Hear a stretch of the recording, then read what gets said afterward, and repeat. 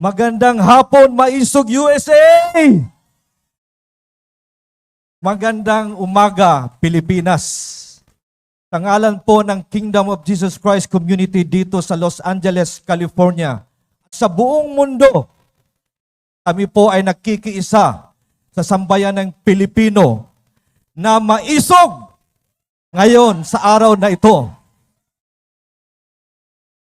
Hindi lingid sa inyong kalaman ang pangyayaring panggigipit at paninikil ng karapatang pantao na aming naranasan noong June 10, 2024 na ayon sa ating dating Pangulong Presidente, this is the day of infamy. Walang kalaban-laban ng ating mga inosenteng kapatiran, nilusob ng madaling araw sa 5 compound ng Kingdom of Jesus Christ sa Davao City, na madaling araw na nag-serve po ng illegal search warrant. Justisya!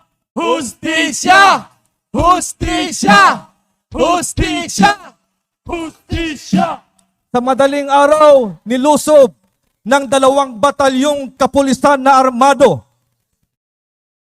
at puwersa ng CIDG.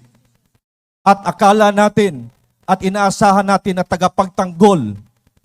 Ngunit sinaktan nila ang kabataan, kababaihan, at giniba po ang gate at pintuan ng aming compound of Jesus Christ sa Tamayong at ganun din sa Kitbog. At ginulo nila ang mapayapang pamumuhay ng mga misyonaryong Kingdom of Jesus Christ sa compound. Justisya! Justisya! Justisya! Justisya! Justisya! Sino ba ang may pahiuntulot na gawin ito sa KOJC bilang isang religious community? Allah! Bakit kailangan maging violente at marahas upang iserve lang ang warrant of arrest sa isang tao? Sino ba ang may pahiuntulot? Alam ba ito ng presidente? Hindi ba ito religious persecution? Hindi ba ito political persecution?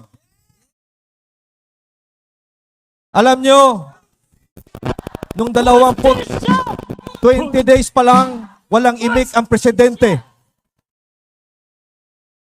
At nung siya'y sumagot, hindi mahalaga sa kanya ang buhay ng mga inabuso at inapi ng abuse of power of authority ng mga kabataan, kababaihan, lalong-lalo na sa mga katutubo at IPs doon sa Tamayong at Kitbog. Mga kababayan, kailangan hinihiling namin ang hustisya! Justisya! Justisya! Justisya! Justisya! Justisya! Pati ang SMNI! Justisya! Justisya! Justisya! Justisya! Justisya! Nag-iisang network na tumatayo sa katotohanan at para sa nation building, pilit nilang patatahimikin ng mga kongreso na mambabata sa kongreso. Justisya! Justisya! Justisya! Justisya! Justisya! Si Pastor Apollo Kibuloy, isang simbolo ng liwanag, na ang dala niyang mensahe ay pag-ibig, pagkakaisa, at tunay na pagbabago. Justisya! Justisya! Justisya! Justisya! Justisya!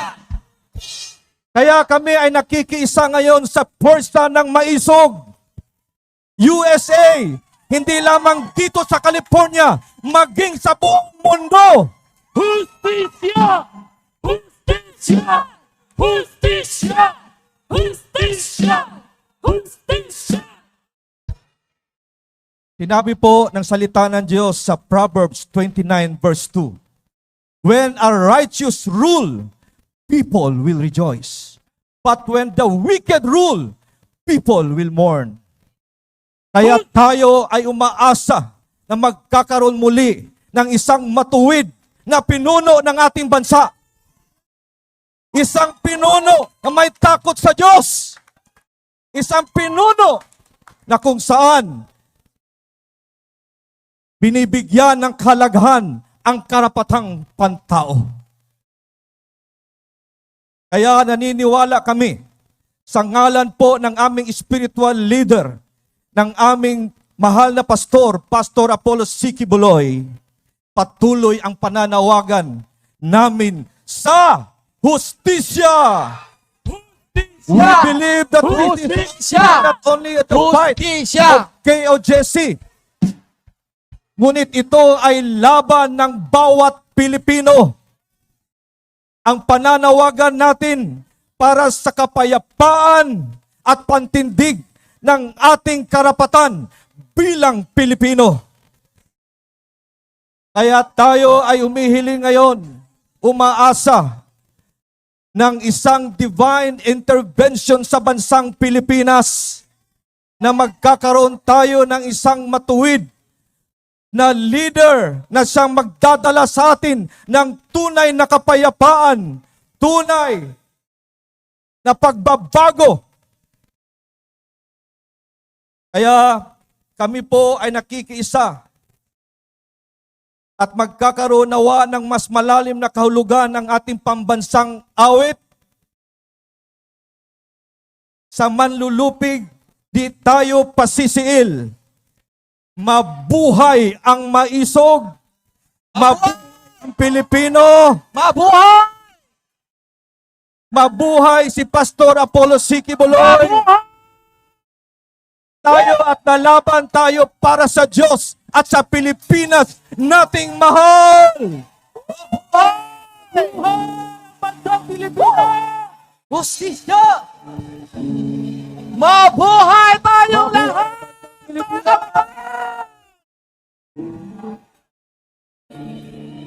So let us now witness another intermission number kasi alam ko nagiinit na kayo kaya panoorin naman natin, pakinggan natin ang Kingdom Musicians for an intermission number.